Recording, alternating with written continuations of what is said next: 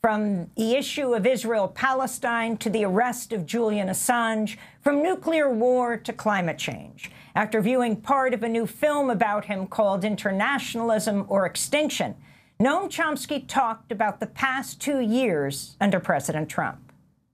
If you'll indulge me, I'd like to start with a brief reminiscence of a period which is eerily similar to today in many unpleasant respects.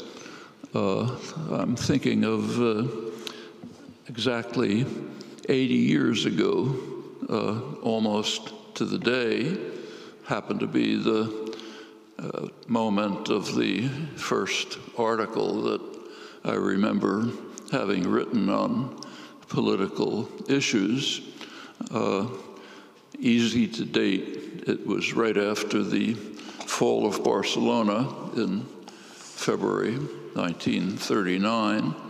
The article was about what seemed to be the inexorable spread of fascism over the world. In 1938, Austria had been annexed by Nazi Germany. A few months later, Czechoslovakia was betrayed, placed in the hands of the Nazis at the Munich conference. In Spain, one city after another was falling to Franco's forces. February 1939, Barcelona fell. That was the end of the Spanish Republic, the remarkable popular revolution, anarchist revolution of 1936, 37, 38 had already been crushed by force. It looked as if fascism was going to spread without end. It's not exactly what's happening today, but if we can borrow Mark Twain's famous phrase, history doesn't repeat, but sometimes rhymes. Too many similarities to overlook. When Barcelona fell, there was a huge flood of refugees from Spain. Most went to Mexico, about 40,000. Some went to New York City, established anarchist offices in Union Square, secondhand bookstores down 4th Avenue. That's where I got my early political education, roaming around that area. That's 80 years ago. Now it's today. We didn't know at the time, but the US government was also beginning to think about how the spread of fascism might be virtually unstoppable. They didn't view it with the same alarm that I did as a 10-year-old. We now know that the attitude of the State Department was rather mixed regarding what the significance of the Nazi movement was. Actually, there was a consul in Berlin, US consul in Berlin, who was sending back pretty mixed comments about the Nazis, suggesting maybe they're not as bad as everyone says. He stayed there until Pearl Harbor Day, when he was withdrawn. Famous diplomat named George Kennan. Not a bad indication of the mixed attitude towards these developments. It turns out, couldn't have known it at the time, but shortly after this, 1939, the State Department and the Council on Foreign Relations began to carry out planning about the post-war world. What would the post-war world look like? And in the early years, right about that time, next few years, they assumed that the post-war world would be divided between a German-controlled world, Nazi-controlled world, most of Eurasia, and a US-controlled world, which would include the Western Hemisphere, the former British Empire, which the US would take over, parts of the Far East, and that would be the shape of the post-war world. Those views, we now know, were maintained until the Russians turned the tide. Stalingrad, 1942, the huge tank battle at Kursk a little later, made it pretty clear that the Russians would defeat the Nazis. The planning changed, picture of the post-war world changed, went on to what we've seen for the last period since that time.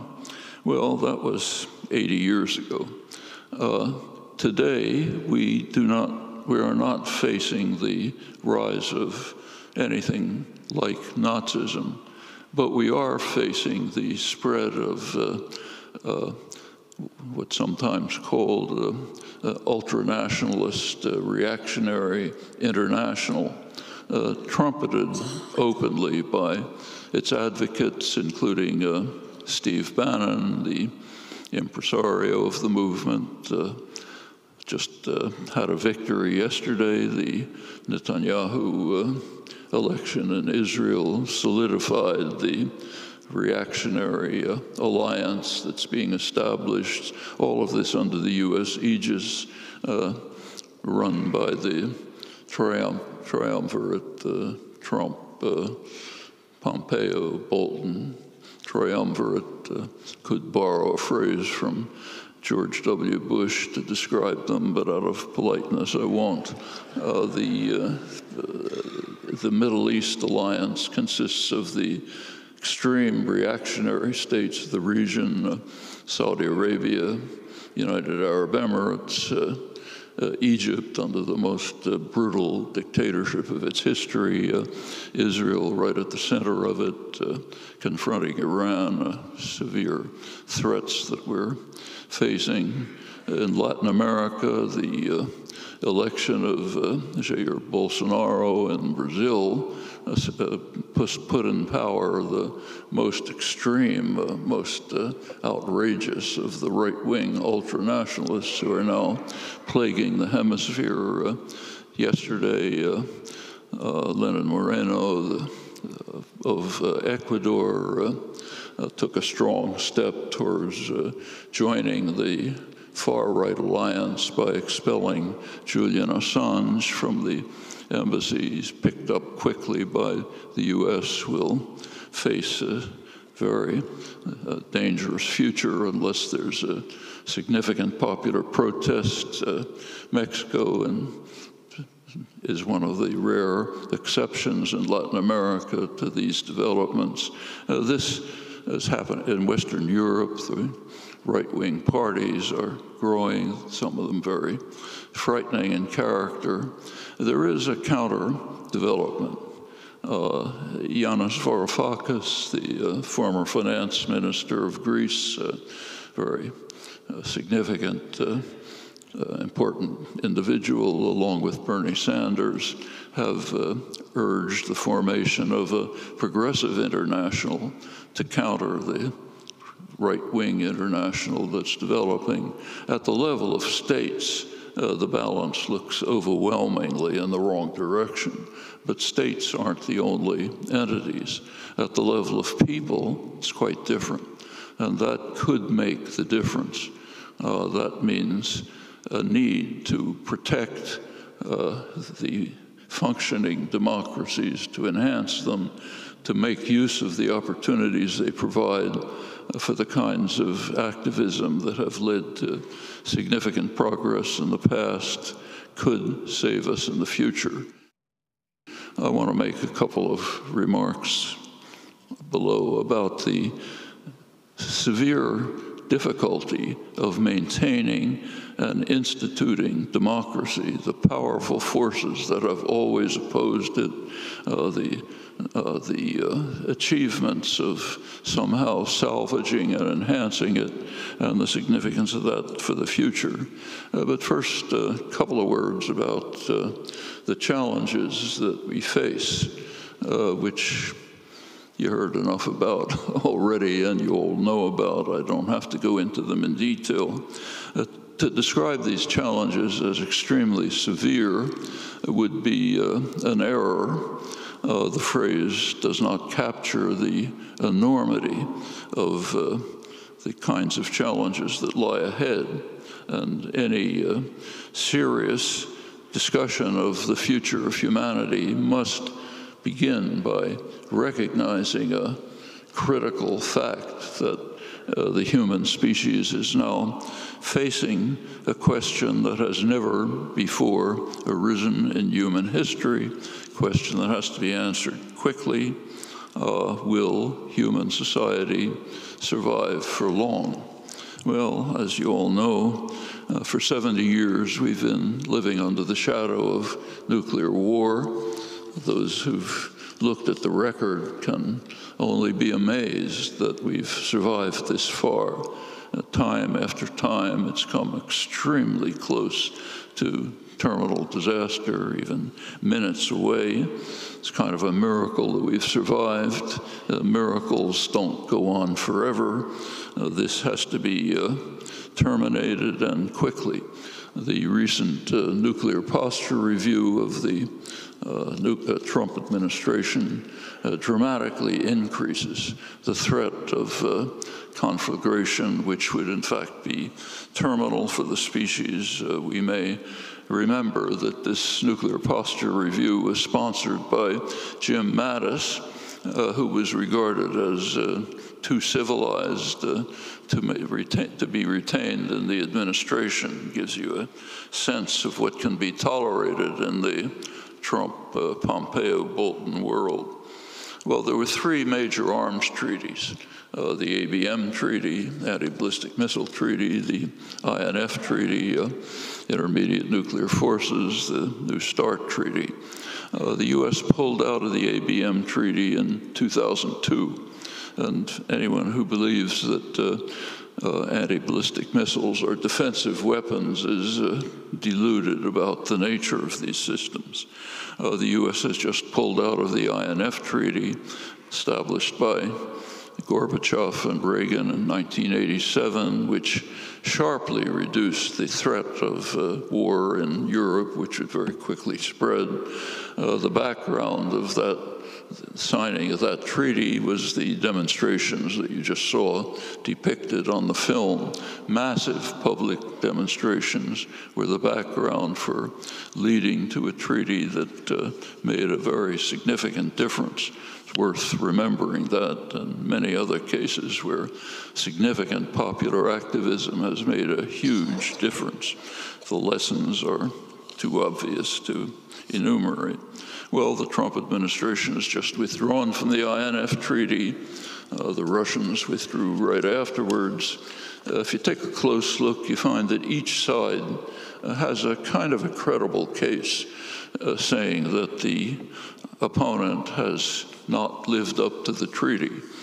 For those who want a picture of how the Russians might look at it, the Bulletin of Atomic Scientists, the major journal on arms control issues, had a lead article a couple of weeks ago by Theodore Postel pointing out how dangerous the U.S. installations of anti-ballistic missiles on the Russian border, how dangerous they are and can be perceived to be by the Russians. Notice on the Russian border, tensions are mounting on the Russian border.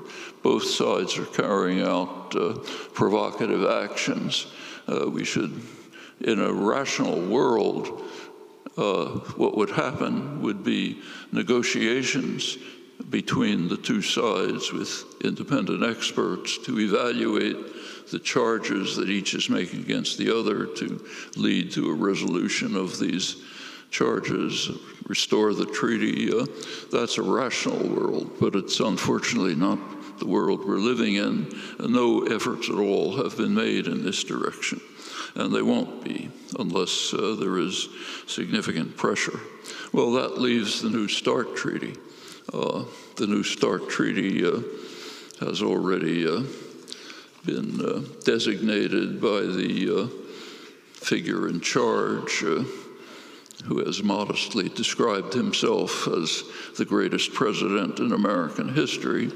He gave it the usual designation of anything that was done by his predecessors, the worst treaty that ever happened in human history. We've got to get rid of it. If, in fact, this comes up for renewal right after the next election, and a lot is at stake.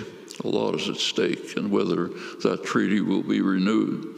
It has succeeded in very significantly reducing the number of nuclear weapons to a level way above what they ought to be, but way below what they were before, and it could go on. Well, meanwhile, global warming proceeds on its inexorable course.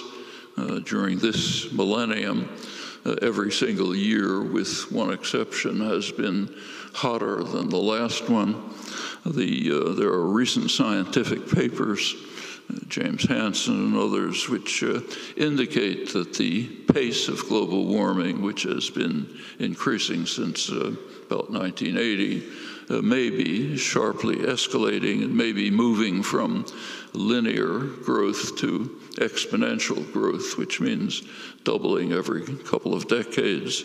We're already approaching the conditions of 125,000 years ago, when the sea level was about roughly 25 feet higher than it is today. With the melting, the rapid melting of the Antarctic huge ice fields, that point might be reached. The consequences of that are almost unimaginable. I mean, I won't even try to depict them, but you can figure out quickly what that means. Well, meanwhile, while this is going on, you regularly read in the press euphoric accounts of how the United States is advancing in fossil fuel production. It's now surpassed Saudi Arabia. We're in the lead of fossil fuel production. The big banks, JP Morgan Chase and others, are pouring money into new investments in fossil fuels, including the most dangerous, like Canadian tar sands. This is all presented with great euphoria, excitement. We're now reaching energy independence. We can control the world, determine the use of fossil fuels in the world. Barely a word on what the meaning of this is, which is quite obvious. It's not that the reporters, commentators don't know about it, that the CEO of the banks don't know about it. Of course they do. But these are kind of institutional pressures that just are extremely hard to extricate themselves from. You can put yourself in try to put yourself in the position of the, say, the CEO of JP Morgan Chase, the biggest bank, which is spending large sums in investment in fossil fuels. He certainly knows everything that you all know about global warming. It's no secret. But what are the choices? It basically has two choices. One choice is to do exactly what he's doing. The other choice is to resign and be replaced by somebody else who'll do exactly what he's doing. It's not an individual problem. It's an institutional problem, which can be met, but only under tremendous public pressure. And we've recently seen very dramatically how the solution can be reached. A group of young people, Sunrise Movement, organized got to the point of sitting in congressional offices, aroused some interest from the new progressive figures who were able to make it to Congress under a lot of popular pressure. Alexandria Ocasio-Cortez, joined by Ed Markey, actually placed the Green New Deal on the agenda. That's a remarkable achievement. Of course, it gets hostile attacks from everywhere. It doesn't matter. It's a couple of years ago, it was unimaginable that it would be discussed. As a result of the activism of these group of young people, it's now right in the center of the agenda. It's got to be implemented in one form or another. It's essential for survival, maybe not in exactly that form, but some modification of it. Tremendous change achieved by the commitment of a small group of young people. That tells you the kind of thing that can be done.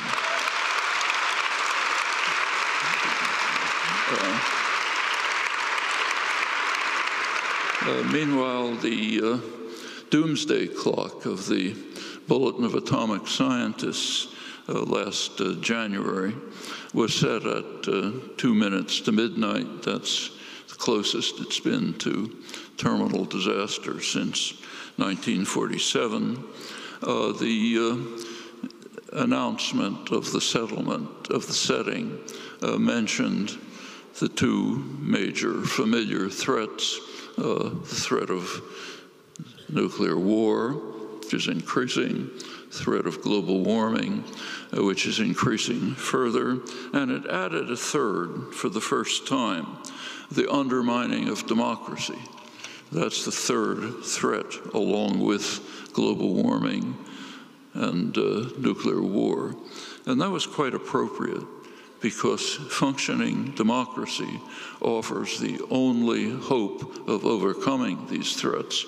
They're not going to be dealt with by major institutions, state or private, acting without massive public pressure, which means that the means of democratic functioning have to be kept alive, used the way the Sunshine Movement did it, the way the great mass demonstration in the early 80s did it, and the way we continue today. This is Democracy Now! I'm Amy Goodman in Boston. As we sit down with Noam Chomsky for a public conversation, I asked him about the arrest of Julian Assange. Well, the Assange arrest is scandalous in several respects. One of them is just the effort of governments, and it's not just the U.S. government. The British are cooperating. Ecuador, of course, is now cooperating. Sweden before had cooperated. The efforts to silence a journalist who was producing materials that people in power didn't want the rascal multitude to know about, okay? That's basically what happened. WikiLeaks was producing things that people ought to know about those in power. People in power don't like that, so therefore we have to silence it, okay? This is the kind of thing, the kind of scandal that takes place, unfortunately, over and over.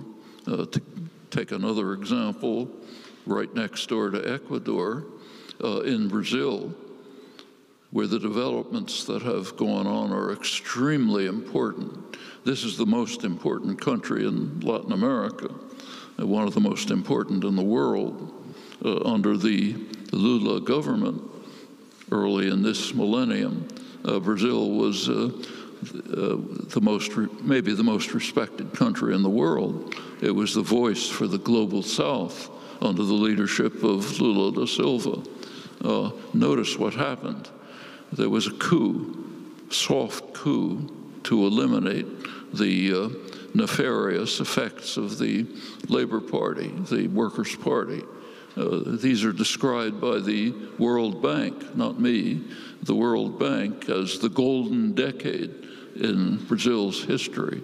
with radical reduction of poverty, massive extension of inclusion of marginalized populations, large parts of the population, Afro-Brazilian, indigenous, who were brought into the society, a sense of dignity and hope for the population. That couldn't be tolerated. After Lula's, after he left office, kind of a soft coup take place. I won't go through the details, but the last move, last September, was to take Lula da Silva, the most popular figure in Brazil, who was almost certain to win the forthcoming election, put him in jail, solitary confinement, essentially a death sentence, 25 years in jail, banned from reading press or books, and crucially barred from making a public statement, unlike mass murderers on death row. This in order to silence the person who was likely to win the election. He's the most important political prisoner in the world. Do you hear anything about it? Well, Assange is a similar case. We've got to silence this voice. You go back to history, some of you may recall when Mussolini's fascist government put Antonio Gramsci in jail. They said, the prosecutor said, we have to silence this voice for 20 years. Can't let it speak. That's Assange. That's Lula. There are other cases. That's one scandal. The other scandal is just the extraterritorial reach of the United States, which is shocking. I mean, why should the United States, no other state could possibly do it, but why should the United States have the power to control what others are doing elsewhere in the world? I mean, it's an outlandish situation. It goes on all the time. We never even notice it. At least there's no comment on it. Take the trade agreements with China. Okay, what are the trade agreements about? They're an effort to prevent China's economic development. It's exactly what they are. China has a development model. The Trump administration doesn't like it, so therefore let's undermine it. Ask yourself, what would happen if China did not observe the rules that the United States is trying to impose? China, for example, when Boeing or Microsoft, some other major company, invest in China, China wants to have some control over the nature of the investment. They want some degree of technology transfer. They should gain something from the technology. Is there something wrong with that? That's how the United States developed, stealing technology, what we call stealing technology from England. It's how England developed, taking technology from more advanced countries, India, the Low Countries, even Ireland. That's how every developed country has reached the stage of advanced development. If Boeing and Microsoft don't like those arrangements, they don't have to invest in China. Nobody has a gun to their heads. If anybody really believed in capitalism, they should be free to make any arrangement they want with China. If it involves technology transfer, okay. The United States wants to block that, so China can't develop. Take what are called intellectual property rights, exorbitant patent rights for medicines, for Windows, for example. Microsoft has a monopoly on operating systems through the World Trade Organization. Suppose China didn't observe these. Who would benefit and who would lose? Well, the fact of the matter is that consumers in the United States would benefit. It would mean that you'd get cheaper medicines. It would mean that when you get a computer, you wouldn't be stuck with Windows. You could get a better operating system. Bill Gates would have a little less money. The pharmaceutical corporations wouldn't be as super rich as they are, a little less rich, but the consumers would benefit. Is there something wrong with that? Is there a problem with that? Well, you might ask yourself, what lies behind all of these discussions and negotiations? This is true across the board. Almost any issue you pick, you can ask yourself, why is this accepted?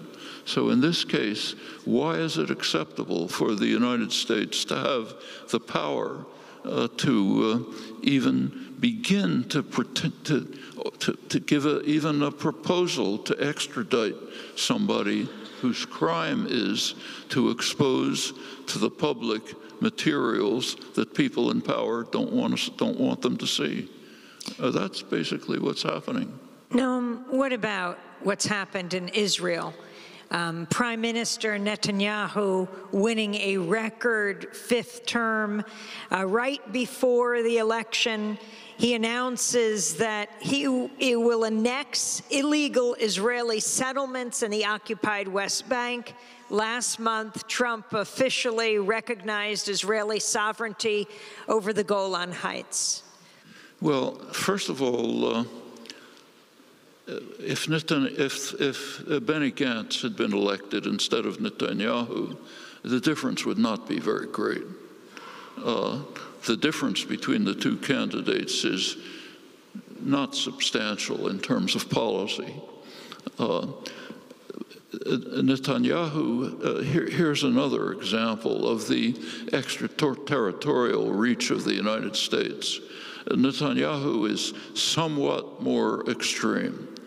The United States desperately wanted him to be elected, and the Trump administration has been giving gift after gift to Netanyahu to try to get him elected. It was enough to carry him over the roughly 50-50, close to 50-50 election. One of them, of course, was to move the embassy to Jerusalem in violation of not only international law, but even Security Council resolutions that the U.S. had participated in. Very dramatic change. The second, equally dramatic, was to authorize Israeli annexation of the Golan Heights. The Syrian Golan Heights are, under international law, occupied territory. Israel, every major institution has, every relevant institution, Security Council, International Court of Justice, all agree on this. Israel did formally annex the Golan Heights, but the Security Council, UN Security Council, with the U.S. participating, declared that null and void. Okay, Trump unilaterally reversed it. Another gift to Netanyahu, saying, try to demonstrate to the Israeli public that with U.S. backing, he can get anything they want. The last was Trump's latest, just before the election, his declaration that if elected, he would annex parts of the West Bank. That was with tacit U.S. authorization. These are strong measures that were taken to interfere radically with a foreign election. Have you heard something about how terrible it is to interfere in foreign elections? I think maybe that you noticed that somewhere. Here it's done radically. It's considered fine. But exactly what are the actual consequences of that in terms of the way policy has been evolving? Fact of the matter is not much. So take the annexation of the Golan Heights. In fact, it was declared null and void by the Security Council. It was condemned by the International Court of Justice, but did anybody do anything about it?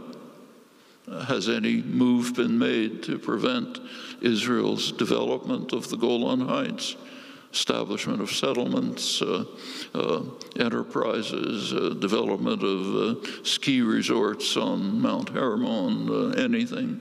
No, nobody lifted a finger. And nobody lifted a finger for a simple reason. The U.S. won't allow it. Nobody says that, but that's the fact. Well, now it's formally authorized instead of just happening. Take the Netanyahu's proposal to annex parts of the West Bank. That's been going on for 50 years, literally. Right after the '67 war, both political parties, both major groupings in Israel, the former labor-based party, the Likud-based party, conglomerate, they have slightly different policies, but essentially they have been carrying out a development program in the West Bank which is geared towards the goal, the very clear goal of creating what will be a kind of greater Israel, in which Israel will take over whatever is of value in the West Bank, leave the Palestinian population concentrations, like in Nablus and Tulkarm, leave them isolated.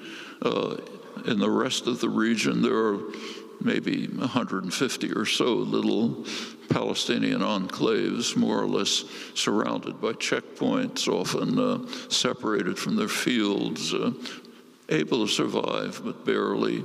Meanwhile, Jewish settlements are developed. Cities have been constructed. Major city, Ma'ale Adumim, constructed mostly under Clinton, incidentally, under the Clinton years, east of Jerusalem. The road to it essentially bisects the West Bank. Further ones up north. Jerusalem itself is maybe 5 times the size of what it ever was historically. All of these are linked by highly developed infrastructure projects. You can take a trip. You can try. This is basically creating pleasant suburbs of Tel Aviv and Jerusalem in the West Bank. You can travel from Ma'ale Adumim to Tel Aviv on a big highway restricted to Israelis and tourists, not Palestinians, more easily than you can get from the South Shore to Boston, never seeing an Arab. All of this has been steadily developed year after year with tacit U.S. support. U.S. provides the diplomatic support, a lot of the economic support, the military aid. Meanwhile, the government says, we don't like it, stop doing it, but providing the means for it.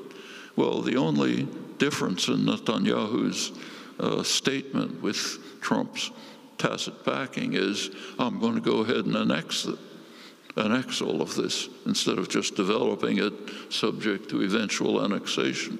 These are the real things that have been happening. The Netanyahu victory, as I mentioned before, solidifies an alliance that has been developed. It's been parts of it have been kind of undercover for years, not formal, but functioning. Now coming into the open of the most reactionary Arab states, primarily Saudi Arabia, one of the most reactionary states in the world, Egypt under the Sisi dictatorship, the worst dictatorship in Egypt's history, United Arab Emirates, similar, Israel right in the center of it. It's part of the international right-wing alliance system, the international reactionary ultranationalist alliance system that's taking shape with the U.S. leadership, a kind of a new global system that's developing. South America's under Bolsonaro's another part of it.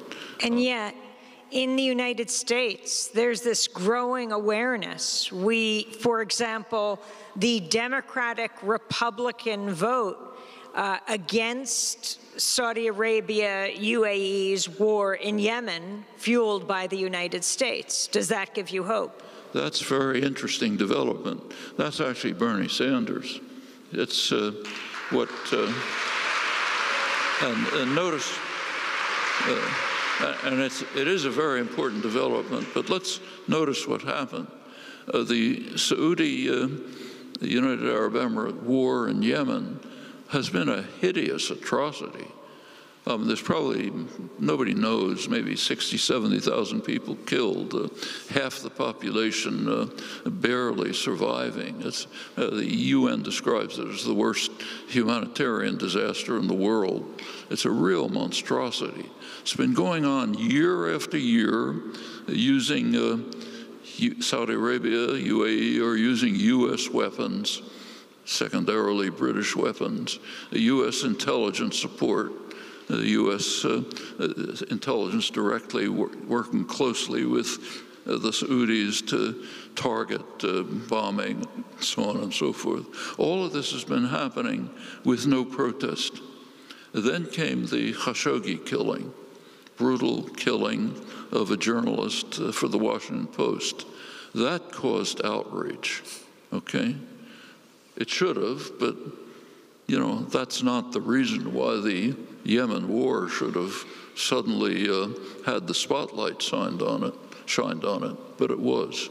Then Bernie Sanders came along with a couple of others and initiated the legislation which put some crimps in the direct U.S. support for the war, which is significant, but we should put it in the context of what in fact happened. And I think we can be pretty confident that the Trump-Pompeo-Bolton triumvirate will find a way around it, keep the war going, unless the public seriously protests. Now, there is something else that's worth paying attention to. The support for Israeli expansionism, repression, the whole alliance that's developing, that support has shifted in the United States from the more liberal sectors, roughly the Democratic Party, to the far right. Not very long ago, support for Israel was based passionately in the liberal sectors of the population. It was a democratic issue. It isn't anymore. In fact, if you look at in the polls, people who identify themselves as liberal, as Democrats, by now tend to support Palestinian rights more than Israel. That's a dramatic change. Support for Israel now is in the most reactionary parts of the population. Evangelical Christians, ultranationalists, basically it's a far-right issue. Among younger people, this is even more the case. I mean, I can see it myself, just my own personal experience. Up until about maybe 10 or 15 years ago, if I was giving a talk at a university on Israel-Palestine, even my own university, MIT, I had to have police protection, literally. Police would try to prevent the meeting from being broken up. They wouldn't let me walk to my car alone. I had to be accompanied by police. Meetings were broken up. Nobody was objecting to any of this. It was happening all the time. That's changed totally, and it's a very significant change. I think that sooner or later, I hope sooner, this may lead to a shift in U.S. policy. There's some very simple moves that could be made in U.S. policy that would change the situation in the Middle East dramatically. So, for example, one simple proposal is that the United States government should live up to U.S. law. That doesn't sound too dramatic. The United States has laws like the so-called Ley Law, Patrick Ley Law, which requires that no military aid can be given to any military organization that is involved in systematic human rights abuses. Well, the Israeli army is involved in massive human rights abuses. If the U.S. were to live up to U.S. law, we would cut off aid to the IDF, the Israeli army. That step alone would have a major effect, not just the material aid, but the symbolic meaning of it. And it's quite possible that with the shift of public opinion, especially among younger people, there might come a point when there will be a call for the United States to follow its own laws. Okay? Again, not a very dramatic appeal. And it wouldn't even be breaking new ground. Noam Chomsky. We spoke at the Old South Church Thursday night. He was visiting his longtime home of Boston. He was a professor at the Massachusetts Institute of Technology for over 50 years. At the end of the event, we celebrated his 90th birthday. Speaking of which, a very happy birthday to Anna Osbeck and Joe Parker. Special thanks today to Mike Burke, John Hamilton, Tay Astudio, Dennis Moynihan, and Amy Littlefield. I'm Amy Goodman from Boston. Thanks so much for joining us.